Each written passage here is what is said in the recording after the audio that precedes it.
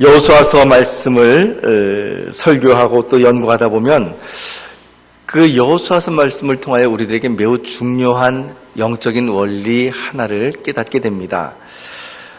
여호수아서 말씀의 내용은 본질적으로 무엇인가요? 그 내용은 이스라엘 백성들이 가나안 땅을 정복하는 것이고 그 다음에 그 땅을 분배하는 것입니다. 땅의 정복과 분배, 그것이 바로 여호수아서 말씀의 가장 핵심적인 내용인데, 그런데 정복 전쟁이라고 그러니까 우리는 흔히 어떤 군사 전쟁을 생각을 하게 마련입니다. 그런데 군사 전쟁이라기보다는 굉장히 그 안에 제사적인 요소가 많이 들어가 있는 것을 우리가 볼 수가 있죠. 예를 들면 요단강을 건널 때도 군사들이 배를 타고 걷는 것이 아니었습니다. 제사장들이 하나님의 법궤를 메고 요단강에 들어갈 때 요단강이 갈라지고 이스라엘 백성들이 건너갔던 것을 우리가 알죠. 이 여리고성 전투를 할 때도 어떻게 했습니까? 이스라엘 백성들이 무슨 직접적으로 성을 공략하기 위해서 무슨 뭐를 했던 것이 아니라 그들이 했던 것은 하나님의 법궤를 앞세우고 하루에 한 바퀴씩 7날을 돌고 7째 날에는 7번 돌고 큰 소리를 외쳤던 것, 그것이 다였습니다. 그 다음에 일어났던 아이성 전투에서도 분명히 군사적으로는 이스라엘이 월등하게 우월했지만 그러나 이 아간이라고 하는 한 사람의 범죄로 인하여 온 이스라엘이 하나님 앞에 진노를 사게 되고 그 결과 이스라엘 백성들은 군사력으로는 자기들보다 훨씬 약한 아이성 전투에서 이제 패배를 당하게 되고 하나님 앞에 죄를 뒤집어 쓰고 회개하는 모습을 우리가 봅니다. 이처럼 우리가 이 여호수아서 말씀을 보면 전쟁의 중간중간마다 단을 쌓는다든지 오늘 말씀처럼요, 아니면 언약을 새롭게 한다든지 혹은 하나님의 법궤를 앞세우고 나간다든지 하는 어떤 이런 모습들은 이 여호수아의 정복 전쟁이 하나님을 섬기는 일과 하나님께 예배를 드리는 일과 분리될 수 없다라고 하는 것을 우리들에게 분명히 보여주고 있는 그런 영적인 원리를 우리들에게 제공하고 있습니다. 우리의 영적인 전쟁을 우리도 역시 치르고 있죠. 가나안 정복 전쟁이 겉으로 보기에는 그저 군사 전쟁인 것처럼 보였지만 실제로는 하나님께서 주도해 나가시고 하나님께서 주도권을 갖고 나가시는 바로 그런 전쟁이었던 것처럼 바로 우리의 인생의 삶의 전쟁도 바로 하나님께서 우리의 인생을 주도하시고 하나님께서 우리의 인생을 통하여서 정복해 나가시는 정복 전쟁이라고 하는 사실을 우리가 인정하지 않을 수 없습니다. 우리가 흔히 생각할 때에 우리의 삶이라고 하는 것이 그냥 돈 벌고 승진하고 그리고 뭐 가게를 운영하고 하는 어떤 그런 것이 우리의 인생이라고 생각을 하실지 모르지만, 그러나 에베소서 6장 12절 말씀은 우리에게 잘 알려진 말씀입니다만 이 말씀은 우리에게 이렇게 고백을 합니다. 같이 한번 읽어보도록 하겠습니다. 시작. 우리의 씨름은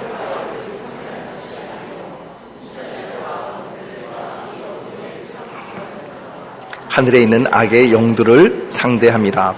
우리의 인생의 본질적인 씨름, 우리의 인생의 영적인 전쟁은 혈과 육, 즉 눈에 보이는 어떤 그 누구, 예를 들면 나를 미워하고 나를 대적하는 원수 같은 그 사람이나 혹은 우리가 보는 것처럼 북한의 어떤 그 핵과 미사일이나 이런 것들이 사실은 우리의 대적이 아니라는 것이죠. 구체적으로 본질적으로 우리의 대적은 누구인가? 읽었던 말씀처럼 권세들, 통치자들과 권세자들과 이 어둠의 세상 주관자들과 하늘에 있는 악의 영들을 상대하는 것, 그것이 바로 우리의 주적이다라고 하는 것을 분명히 선포를 하고 있습니다. 그러니 성도 여러분, 우리가 신앙생활을 할 때에 이 신앙이라고 하는 것이 그냥 어떤 사람들이 생각하는 것처럼 그저 우리의 삶을 풍요롭게 하기 위한 어떤 인생의 액세서리 같은 것이 아니라, 혹은 어떤 사람들이 생각하는 것처럼 교회 나가면 나쁜 말 안 하니까 교회 나가면 좋은 말 하잖아, 도덕적인 어떤 그런 좋은 말씀을 듣기 위해서 교회 나오고 신앙생활하는 것이 결코 아니다라고 하는 것입니다.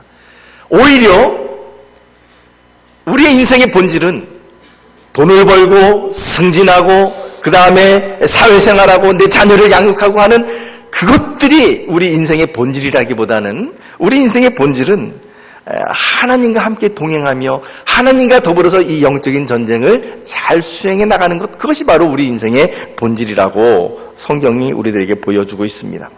따라서 저는 우리의 신앙을 종교라고 말을 하는 것에 대해서 반대합니다. 종교라고 하는 말 자체는 어찌 보면은 종교라고 하는 말은 우리 인생의 한 모퉁이 정도를 이렇게 차지하고 있는, 어떻게 보면 있어도 좋고 없어도 좋은 액세서리와 같은 어떤 그런 냄새를 풍겨나가는 것이 바로 종교라고 하는 그런 단어이죠. 그래서 신앙은 그냥 종교나 도덕적인 가르침이 아니라 신앙과 믿음은 바로 우리의 삶 그 자체이고, 그 신앙은 우리의 본질이고 우리 인생 전쟁의 본질이라고 하는 것을 우리들에게 보여줍니다. 그럼 우리가 인생을 어떻게 살아가야 할 것인가? 우리가 해야 될 일이 있습니다. 단을 쌓는 것이고, 하나님을 바라보며 나아가는 것이고, 하나님께서 지시하는 대로 순종하는 것이고, 그래야 우리가 영적으로 무장하고 악한 영들에 대하여 단호하게 대항하고 그리스도의 이름으로 물리치고 승리하는 것, 그것이 바로 우리의 인생의 본질입니다. 사랑하는 성도 여러분, 이처럼 예수 그리스도의 이름으로 승리하는 저와 여러분들이 되시기를 우리 주님의 이름으로 축복합니다. 이제 여리고성과 아이성 격전을 치른 직후에 일어난 이야기들을 잠시 살펴보기를 원합니다. 하나님은 아이성 전투까지 치르고 난 다음에 이스라엘 백성들을 어디로 인도하시냐면 에발산으로 인도하십니다. 8장 30절 말씀 우리 같이 한번 읽어보도록 합시다. 8장 30절 말씀 같이 읽어봅니다. 시작. 그때에 여호수아가 이스라엘의 하나님 여호와를 위하여 에발산에 한 제단을 쌓았으니. 어디에 제단을 쌓았다고요? 왜 근데 하필이면 지금 제단을 쌓아야 되는 것일까요? 전쟁이 이제 지금 시작되고 있는, 어떻게 보면 정복전쟁의 시작인데 정복전쟁의 초기에 제단을 쌓는다는 건 좀 우습지 않을까요? 이런 질문을 가지고 우리가 나아가야 합니다. 우선 이 에발산에 제단을 쌓았다 그랬는데 이 에발산이 어디에 있는지 그거부터 우리가 한번 잠깐 좀 살펴보죠. 에발산은 세겜 땅에 있는 곳입니다. 여러분, 세겜 땅 그러면은 누가 생각나시죠? 세겜 땅 그러면 누가 생각나십니까? 요한복음 4장에 나타난 사마리아 수가성의 여인. 그 여인이 뭐라 그러냐면 우리 조상들은 우리가 예배할 것이 그리심산에 있다 그러는데 당신들은 예루살렘에 있다 하더이다, 이런 말을 하는 것을 볼 수가 있습니다. 그래서 이 사마리아 수가성이 바로 이 에발산 그리심산과 가까운 그런 장소이기도 한 것이죠. 이 세겜이라고 하는 말은 굉장히 중요한 의미가 있습니다. 우선 결론부터 말씀드리죠. 이스라엘 백성들에게 세겜 땅은 어떤 곳이냐면 하나님의 약속이 성취된 장소, 하나님의 약속을 따라 비록 뺑뺑이를 돌리시지만 그러나 다시 돌아오게 하시는 그런 언약의 회복의 장소, 그 장소가 바로 이 세겜이라고 하는 장소입니다. 이것을 이제 입증하기 위해서 우리가 잠시 그 창세기로 돌아가서 이스라엘의 대표적인 족장 두 사람의 사건을 좀 잠깐 살펴봐야 되겠습니다. 대표적인 족장 두 사람은 누굽니까? 첫째는 믿음의 조상인 아브라함. 두 번째는 누굴까요? 이삭? 이삭은 중요한 족장이긴 하지만 이삭은 아닙니다. 바로 이삭보다 훨씬 더 중요한 족장이 바로 야곱입니다. 그 성경의 장수를 우리가 확인해 보면 그것을 쉽게 이해할 수가 있죠. 이삭에 대해서 서술해 놓은 장수보다 야곱에 대해서 서술해 놓은 장수가 훨씬 더 많습니다. 야곱을 통해서 하나님께서 놀라운 일들을 많이 하시죠. 이 두 족장은 이스라엘의 대표적인 족장이면서도 이 세겜이라고 하는 이 장소와 굉장히 밀접한 연관을 갖고 있는 사람들이에요. 우선 아브라함부터 살펴보겠습니다. 아브라함은 출신지가 갈대아 우르라고 하는 곳입니다. 그런데 갈대아 우르는 이방 땅이죠. 그러니까는 아브라함은 태생부터 가나안 땅에 살았던 사람이 아니었죠. 갈대아 우르에서 창세기 12장 말씀 보면 하나님께서 그에게 명령하십니다. 너는 너의 본토 친척 아버지의 집을 떠나서 내가 너에게 보여주는 한 땅으로 가라라고 명령을 하시고, 그래서 아브라함은 그 하나님의 말씀에 근거해서 이제 그 당시에 메소포타미아 문명의 중심지였던 갈대아 우르를 떠납니다. 그리고는 어디로 이동을 하냐면 그 메소포타미아 문명의 가장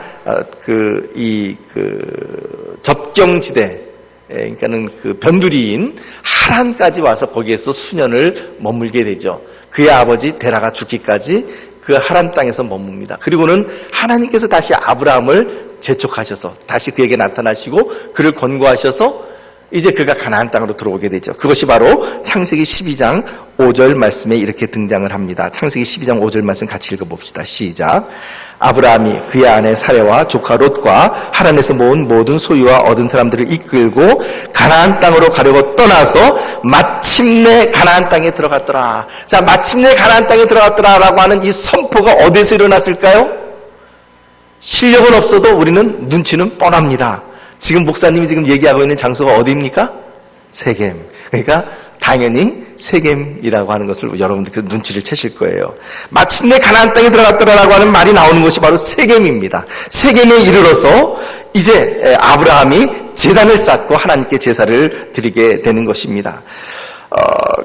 그러므로 이 세겜이라고 하는 것의 첫 번째 의미는 아브라함에게 어떤 의미를 갖고 있습니까? 하나님께서 갈대아 우르에서부터 그를 부르시고 그리고 그를 미시고 푸시하시고 그래서 어디까지? 가나안 땅으로 드디어 인도하셨는데 그 하나님의 약속의 말씀이 성취된 곳, 그것을 기념하는 장소가 바로 세겜이라고 하는 것이죠. 두 번째로 대표적인 족장 야곱을 봅니다. 야곱은 그의 이름만큼이나 파란만장한 인생을 살았던 사람입니다. 야곱이라고 하는 말의 그 이름의 뜻이 뭡니까? 팔뒤꿈치라고 하는 뒤꿈치라는 뜻을 가지고 있죠. 에이캡이라고 하는 이름이죠. 근데 그 단어인데 거기서 나오는데 그 에이캡이라고 하는 단어는 발뒤꿈치입니다. 물론 그가 태어나면서부터 그 형 에서의 발뒤꿈치를 이렇게 잡았기 때문에도 그렇지만 야곱이라고 하는 말 자체가 그래서 그 이름 자체가 갖고 있는 의미가 우리 한국식으로 따지면은 발뒤꿈치를 잡는 사람 그러면 별로 마음에 안 와닿죠. 한국식으로 얘기하면 어떤 사람일까요? 딴지 거는 사람, 태클 거는 사람, 뭐 이렇게 하면 좀 더 마음에 와닿는 것 같아요. 딴지 걸고 태클 거는 사람이죠. 사기꾼입니다.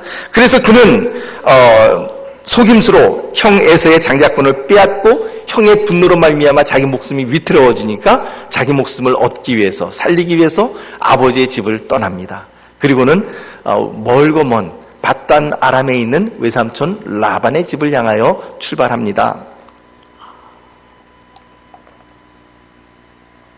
먼 여정의 길을 가다가 야곱은 루스라고 하는 이름의 인근의 그 성읍 근방에 한 유대 광야에서 잠이 들게 됩니다.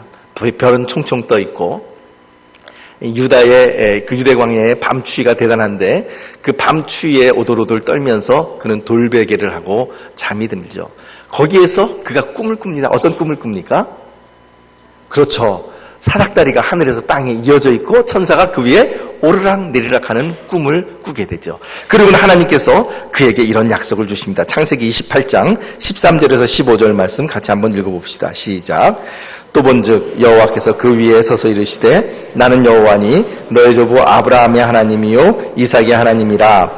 내가 누워있는 땅을 내가 너와 네 자손에게 주리니 네 자손이 땅의 티끌같이 되어 내가 서쪽과 동쪽과 북쪽과 남쪽으로 퍼져나갈지며 땅의 모든 족속이 너와 네 자손으로 말미암아 복을 받으리라. 지금 여기서 주시는 축복의 말씀 뭐냐면 네 자손이 땅의 티끌같이 번성할 것이다. 동서남북으로 그 자손들이 퍼져나갈 것이고 땅의 모든 족속이 너와 네 자손으로 말미암아 복 받을 거다. 이런 놀라운 축복의 말씀을 해주시죠. 그리고 15절 이 말씀이 굉장히 중요합니다. 오늘 세겜이라는 단어와 연관시켜서 우리가 생각해야 될 중요한 구절입니다. 같이 생각하며 읽겠습니다. 시작.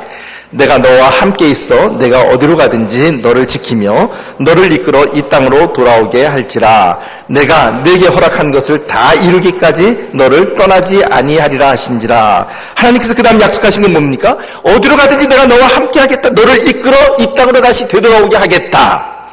그리고 내가 너에게 허락한 것을 다 이루기까지 너를 떠나지 아니할 것이다. 이런 축복을 해주십니다. 이 하나님의 약속을 받고 잠에서 깨어나서 야곱이 그 돌베개에 기름을 붓고 그곳에 이름을 지어주죠. 그 이름이 베델, 하나님의 집이다라고 하는 그런 이름을 가지고 있는 베델이 됩니다. 그 하나님의 약속을 받고 이제 이 야곱은 너무나도 기쁜 마음에 한달음에 이제 그 밧단 아람에 있는 외삼촌 라반의 집까지 도착을 합니다. 근데 거기서 도착을 했는데 아까도 말씀드렸다시피 사기치는 실력으로 따지면은 야곱을 따라갈 사람이 없는데 거기에서 야곱은 자기보다 더 사기꾼을 만나게 됩니다. 소위 말해서 야곱이 사기치는 실력이 A급이라고 그런다면은요, 거기에서 이 라반이라고 하는 사람이 사기치는 실력은 A 플러스급인 거죠. 그러니까 자기보다 더 큰 사기꾼을 만나서 아주 톡톡히 대가를 치릅니다. 7년 동안 일해서 라헬을 얻을 줄 알았더니 그 밤에 신부를 바꿔치기 하죠. 물론 거기에 대한 자세한 이야기들을 하자면 창세기에 야곱이 자기 아버지를 속였던 일과 굉장히 밀접한 연관을 가지면서 참 재미있는 이야기가 그 연결되는데 지금 시간은 그것을 할 수가 없습니다. 그래서 7년 동안 일해서 레아를 얻고 또 7년 동안 일해서 결국은 이제 라헬과 결혼하고 마지막 7년 동안은 이제 자기의 품삯을 위해서 일을 하는데 그 7년 동안 품삯을 위해서 일을 할 때도 어떻게 됩니까? 야곱이 나중에 고백하는 것처럼 이 라반과 그의 아들들이 자꾸 뻑하면 이 근로조건을 바꾸는 거죠. 계약 조건을 바꾸는 거죠. 그렇게 바꿔가지고 야곱이 부를 축적하지 못하도록 하지만 그러나 하나님께서 그럼에도 불구하고 그 사기꾼 야곱이지만 그리고 자기보다 더 큰 사기꾼 라반에게 걸려서 아주 톡톡하게 대가를 치르고 있고 그래서 우리가 생각할 땐 자기보다 더 큰 사기꾼한테 걸렸으니까 어떻게 될까요? 자기 가진 것 다 탈탈 털리고 가진 것 다 놔두고 빈손으로 이렇게 털레 들어와야 될 것 같은데 나중에 들어올 때는 어떻게 됩니까? 하나님께서 20년 만에 돌아오게 될 때는 아내 넷을 데리고 이 부분에 대해서 제가 아내 넷을 데리고 그랬더니 일부에서는 어떤 분들이 하는 탄성을 이렇게 지르시더라고요. 제가 여러분들이 오해하지 않으시기를 바랍니다. 아내 넷을 데리고 왔다라고 하는 것이 너무나도 큰 축복이긴 하지만 그래서 정 목사님은 아내 넷을 이런 게 더 축복이라고 생각을 하시나? 혹시 이렇게 오해하시지 않으시기를 바랍니다. 저는 제 아내만 데리고 살아도 사랑을 이렇게 나누기에 너무나도 다 주지 못하고요. 다른 사람과 나눌 더 이상의 몫이 없습니다. 제 아내만 해도 제가 감당을 못하기 때문에 다른 사람을 이렇게 준다 해서 저는 감당을 못합니다. 자, 어찌됐든 아내 넷을 이제 데리고 오고 그뿐만 아니라 아들 11명, 아직까지 베냐민이 태어나기 전이니까 아들 11명을 데리고 그리고 그것뿐만 아니라 아주 거대한 거부가 되어서 라반보다 더 큰 거부가 되어서 오게 되는 것이죠. 여러분 참 재밌지 않습니까? 자기보다 더 큰 사기꾼 A 플러스급 사기꾼한테 걸렸으니까 탈탈 털리고 빈몸으로 돌아와야 되는데 하나님께서 복을 부어주시기로 작정하니까 어떻게 되냐면 사기꾼에게 걸렸음에도 불구하고 이런 놀라운 축복을 받고 돌아오게 되는 거죠. 우리나라 속담에 그런 말이 있습니다. 안 되는 사람은 넘어져도 어디에 넘어진다고요? 어디요? 개똥밭에 넘어진다고요. 그리고 잘 되는 사람은 어디에 넘어진다고요? 참외밭에 넘어진다고요. 참외밭인지 꽃밭인지 잘 모르겠습니다만 아무튼 그런 속담이 있는 것처럼 하나님께서 복 주시기로 마음을 먹으시니까 사기꾼한테 걸려도 이렇게 놀랍게 이 일가를 이루고 돌아오는 야곱의 모습을 봅니다. 그래서 저는 여러분들에게 특별히 이런 축복을 드리기를 원합니다. 여러분들께서 하나님께서 함께 하심으로 말미암아 여러분들의 삶이 넘어져도 참외밭에 넘어지는 그런 놀라운 축복, 이렇게 축복받는 은혜가 하나님께 임하시기를 축복합니다. 자, 그래서 그가 이제 그 얘기를 하려고 그러는 것이 아니라 야곱이처럼 커다란 일가를 이루어서 돌아왔는데 그가 돌아와서 제단을 쌓았습니다. 어디 제단을 쌓았을까요? 실력은 없어도 눈치는 우리는 뻔하다. 어디요? 세겜의 제단을 쌓는 것이죠. 이처럼 세겜이라는 장소는 적어도 이스라엘 족장들 사이에서는 하나님의 약속이 성취되었음을 그리고 회복되었음을 보여주는 장소입니다. 자, 이 두 전쟁을 치른, 즉 여리고성과 아이성 전투를 치른 이스라엘 백성들이 전쟁이 다 끝난 다음에 제단을 세우는 것이 얼마나 더 합당하겠습니까? 그죠? 다 싹 평정하고 난 다음에 제단을 세우고 하나님께 제사를 드리는 게 너무 맞는 것 같은데 지금 이 전쟁의 초기에 세겜 땅에서 이제 그 에발산에서 제단을 쌓고 하나님께 제사를 드리고 있는 모습을 볼 수가 있습니다. 자, 자, 이 에발산은 어디에 있는 것이냐면 세겜 땅에 있어요. 그럼 이제 여기에서 이제 우리가 아브라함의 경우, 야곱의 경우, 또 지금 이스라엘 백성들의 경우를 한번 놓고 거기서 공통점을 한번 생각해 보죠. 공통점이 무엇일까요? 첫째, 아브라함은 그가 있었던 갈대아 우르에서 떠나서 가나안 땅에 들어와서 마침내 가나안 땅에 이르렀더라. 그 선언이 떨어질 때 거기 세겜에서 제단을 쌓고 하나님의 이름을 부르고 제사를 드렸습니다.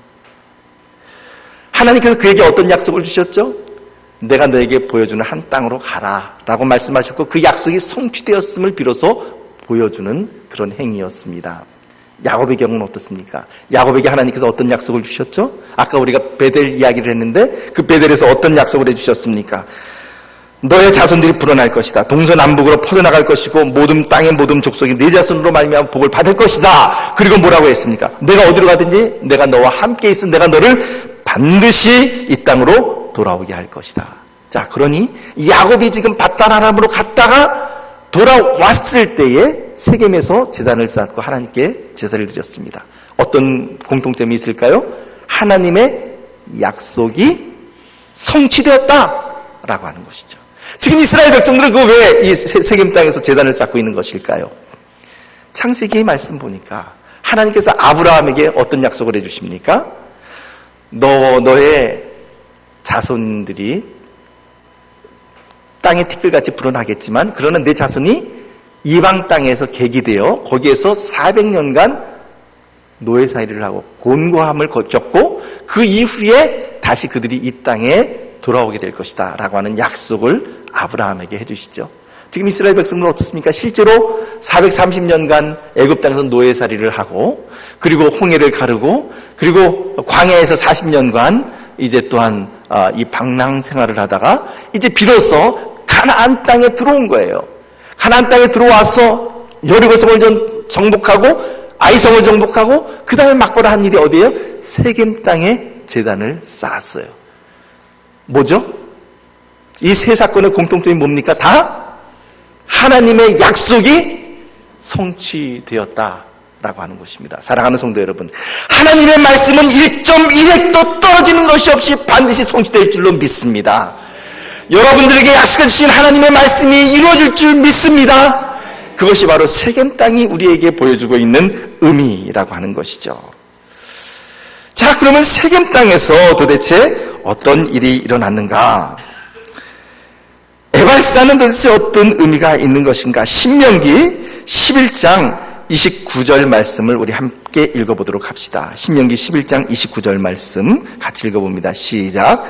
내 하나님 여호와께서 내가 가서 차지할 땅으로 너를 인도하여 들이실 때 너는 그리심산에서 축복을 선포하고 에발산에서 저주를 선포하라. 여기도 보니까 이 신명기 말씀, 모세에게 주신 말씀 보니까 그리심산에서 뭘 선포하라고요? 축복을.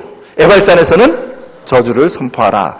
이 말씀이 도대체 무엇인가를 이제 잠깐 지도를 통해서 좀 보도록 하겠습니다. 아이패드를 좀 연결해 주시고요. 뒤에 조명을 좀 꺼주시면 감사하겠습니다.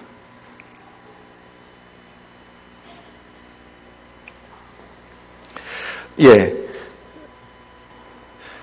지금 여러분들께서 보시는 이 지도는 보통 우리에게 익숙한 지도는 이스라엘에 이렇게 세워져 있는 지도도 이렇게 길쭉하게 위에서 아래로. 근데 그 지도를 이렇게 90도 시계 역방향으로 이렇게 세우는 거예요. 그러니까는 이 지도를 지금 보시고 있는 지도를 90도 시계 방향으로 돌리면 여러분들이 생각하는 바로 그 이스라엘 지도입니다. 자, 그 여기 보니까 보시는 것처럼 그 사해가 있고 갈릴리 바다가 있고 여기는 물론 요단강이 이렇게 흐르고 있겠죠. 그러면 세겜이 어디 있는가? 세겜이 어디 있을까? 이제 그거를 잠깐 좀 보도록 합니다. 중간에 보면 그 에브라임 산지에 바로 이쪽에 그 세겜이 보이고 있죠. 여기 세겜이라고 하는 장소가 이렇게 나타나고 있고 그 세겜 바로 입구에 뭐가 있나요? 에발산이 있고 그리심산이 이렇게 있어요. 그래서 이것을 조금 더 이제 우리가 살펴보면은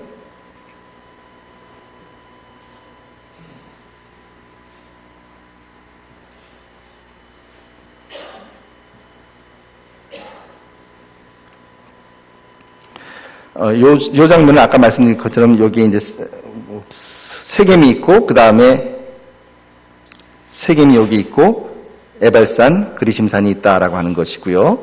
그 다음 사진을 보게 되면 이제 위성 사진입니다. 조금 좀 확대를 한번 해볼게요.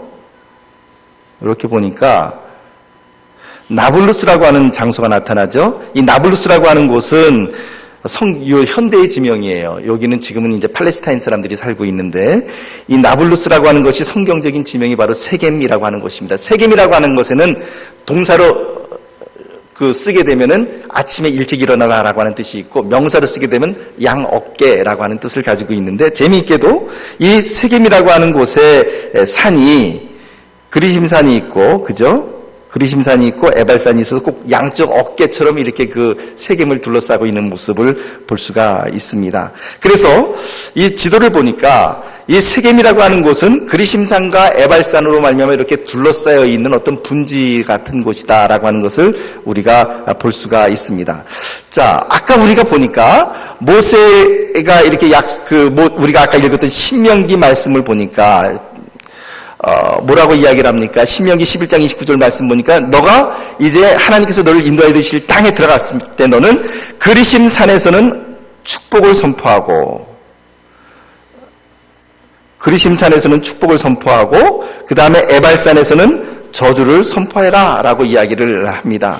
그래서 어떻게 했냐면 그리심산의 6지파 그리고 에발산의 6지파가 각각 쓰고, 바로 이 중간에 있는 이 부분은 법궤와 제사장들이 씁니다. 그래서 법궤와 제사장들이 서 있는 그 법궤를 중심으로 그리심산 쪽에서는 축복의 말씀이 선포되고, 에발산에서는 저주의 말씀이 선포되었던 것을 알 수가 있는 것이죠.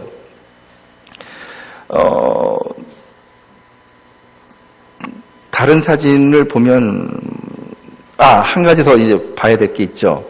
자, 여러분들께서 보시기에 이 그리심산하고 에발산 가운데서 어떤 산이 그래도 좀 녹지대가 우거진 것 같아요? 어떤 산이죠? 그리심산 쪽에 녹지대가 있죠. 에발산은 민둥산입니다.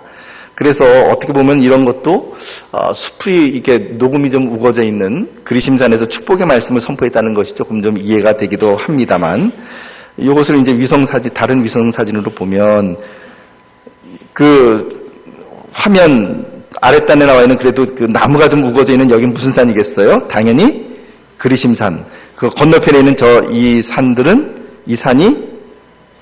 이쪽 산이 에발산이죠. 물론 이렇게 지금 여기서 지금 보고 있는 것은 멀리 떨어져 있는 부분이고, 조금 더 요 입구 쪽으로 들어가면 굉장히 좁아집니다. 그래서 지금 이쪽이 세겜이 되는 것이죠. 사진은 이제 이 정도로 이렇게 보면 됐습니다. 자, 지금 이런 사진들을 보면서 우리가 이 사진을 머릿속에 두시면서 이제 그 다른 말씀들을 우리가 한번 좀 같이 생각을 해봅시다. 분명히 이스라엘 6지파가 그리심산에 섰고 6지파가 에발산에 섰는데, 왜 하필이면 하나님께서는 제단은 어디에 세우라 그랬어요? 어느 산입니까? 1번 그리심산, 2번 에발산, 3번 덕동산. 몇 번일까요? 아까 우리 읽었잖아요. 어느 산에 제단이 세워졌죠? 에발산. 에발산은 무슨 말씀? 저주의 말씀이 선포됐던 곳. 왜 하필이면 에발산에 그리심산, 축복의 말씀이 선포된 그리심산에 제단을 세운 것이 아니라 에발산에 제단을 세웠을까요? 이 제단에서는 뭘 하나요? 하나님의 이름을 부르고 하나님께 번제와 속죄제와 그리고 화목제와 이런 제사를 드리죠. 하나님께 제사를 드리는, 하나님의 속죄함이 일어나는 곳, 신약 성경으로 넘어오면 이 제단은 무엇과 연결이 될까요? 바로 예수님의 십자가와 연결이 되는 것입니다. 그래서 예수님의 십자가가 어디에 세워지냐면 천국에 세워지는 것이 아니라 바로 이 죄악된 땅, 죄와 사망의 골짜기인 이 땅에 골고다 언덕, 바로 거기에 예수님의 십자가가 세워지게 되는 것이죠. 아까 우리가 읽었던 말씀처럼 이제 여호수아는 백성들 앞에서 축복과 저주의 모든 말씀을 다 낭독했습니다. 그렇게 낭독한 이유는 무엇이겠습니까? 그것은 바로 선택하라고 하는 이야기이죠. 후에 여호수아가 이제 자기의 죽음을 앞두고 그는 세겜의 모든 백성들을 불러 모읍니다. 그것이 여호수아서 24장 말씀 가운데 나타나는데 여호수아서 24장 1절 말씀 보면 이렇게 기록을 합니다. 제가 한번 읽어드리겠습니다. 여호수아가 이스라엘 모든 지파를 세겜에 모으고 이스라엘 장로들과 그들의 수령들과 재판장들과 관리들을 부르매 그들이 하나님 앞에 나와 선지라 이렇게 기록을 합니다. 그 세겜에 모으고 여기에서 이 여호수아가 이스라엘 백성들을 향하여 그 유명한 메시지를 선포하게 되는데 그것이 바로 핵심이 여호수아서 24장 15절 말씀에 나타납니다. 여호수아서 24장 15절 말씀 우리 같이 읽어봅시다. 시작. 만일 여호와를 섬기는 것이 너희에게 좋지 않게 보이거든 너희 조상들이 강 저쪽에서 섬기던 신들이든지 또는 너희가 거주하는 땅에 있는 아모리 족속의 신들이든지 너희가 섬길 자를 오늘 택하라. 오직 나와 내 집은 여호와를 섬기느라. 많이 보셨죠? 이렇게 액자 같은 데도 나와 있죠. 오직 나와 내 집은 여호와를 섬기리라. 이 말씀에 선포를 하면서 이스라엘 백성들에게 그렇게 촉구를 합니다. 우상 숭배를 할 것인지 하나님을 섬길 것인지 양단 간에 결정을 해라 라고 이야기를 하는 거죠. 신명기 11장 26절에서 28절 말씀도 같이 읽어보도록 합니다. 함께 같이 읽어봅니다. 시작.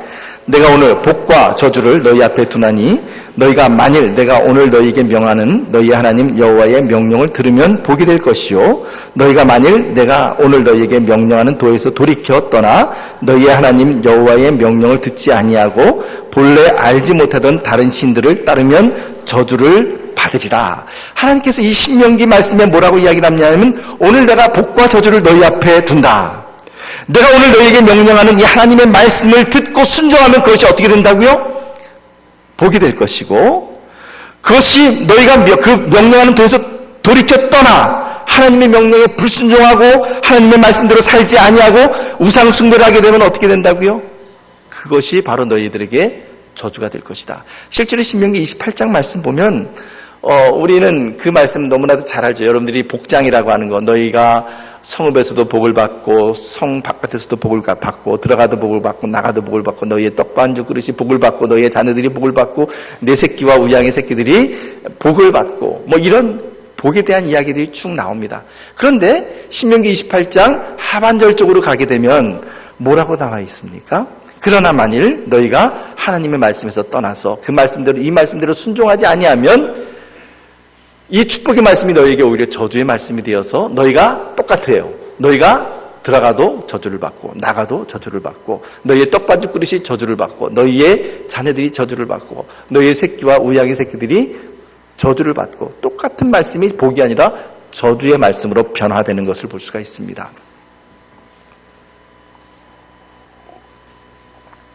얼마 전 우리나라에서도 원자력 때문에 굉장히 말도 많고 탈도 많았죠. 탈원전이냐 아니냐 뭐 이제 그래서 신고리 5, 6호기를 도대체 건설해야 되냐 말아야 되느냐 뭐 이것 가지고 뭐 갑론을박을 했습니다. 저는 다행이라고 생각을 하는데 다행히 그래도 이제 그 신고리 그 원자력 5, 6호기가 이제 건설이 재개가 되었습니다. 그런데 뭐 왜 반대하는 쪽에서는 왜 반대했습니까? 그 원자력이 후쿠시마처럼 혹시라도 잘못 컨트롤돼서 터지면 재앙이다라고 하는 거죠. 근데 원자력이라는 것도 이제 반대편 찬성하는 쪽에서 보면 뭐라고 이야기합니까? 터지지 않도록 우리가 안전하게 잘 관리하고 컨트롤하면 그것만큼 그 전기의 전력을 생산하는데 그것만큼 원가가 싸게 먹히는 것도 없고 그것만큼 훌륭한 이런 발전할 수 있는 그 도구가 없기 때문에 그것을 우리가 잘 컨트롤해야 된다라고 이야기를 하는 것이죠. 원자력도 마찬가지고 불도 마찬가지 아닐까요? 우리가 살아가는 삶 가운데서도 불이라고 하는 것도 잘 우리가 컨트롤하면 그걸로 밥도 짓고 난방도 하고 따뜻하게 지낼 수 있지만 잘못 관리하면 어떻게 됩니까? 집에 화재가 나고 모든 사람을 죽이는 흉기가 될 수 있는 것처럼 하나님의 말씀에도 그런 양면성이 있다는 거예요. 원자력에도 양면성이 있고 불에도 양면성이 있는 것처럼 하나님의 말씀에도 양면성이 있어요. 이 하나님의 말씀에 순종하며 살아간다면 그 말씀은 우리들에게 복이 되고 그 말씀은 우리들에게 참으로 우리의 인생을 풍요롭게 하는 말씀이 되겠지만 그러나 하나님의 말씀에 불순종하면 그 말씀이 오히려 우리를 태우고 저주하는 저주의 말씀이 된다라는 것이죠. 이것은 십자가도 마찬가지입니다.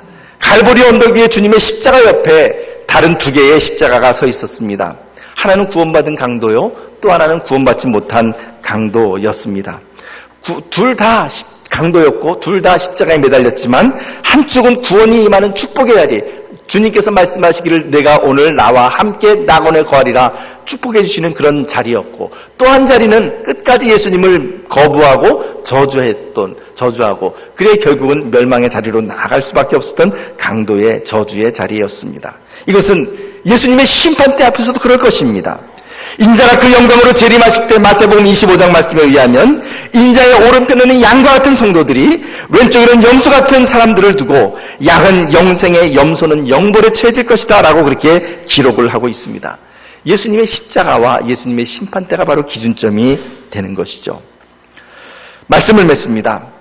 오늘 이 여호수아서 말씀이 오늘 우리들에게 보여주는 분명한 말씀은 무엇입니까? 왜 세겜, 그 하나님의 약속의 성취가 이루어진 그 세겜 가운데에서 왜 한쪽에서는 축복의 말씀을, 한쪽에서는 저주의 말씀을 했습니까?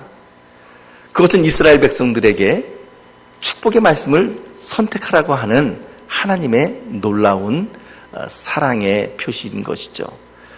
하나님께서 축복의 말씀을 선택하든 저주의 말씀을 선택하든 너희들 마음대로다 이렇게 내버려둔 것일까요?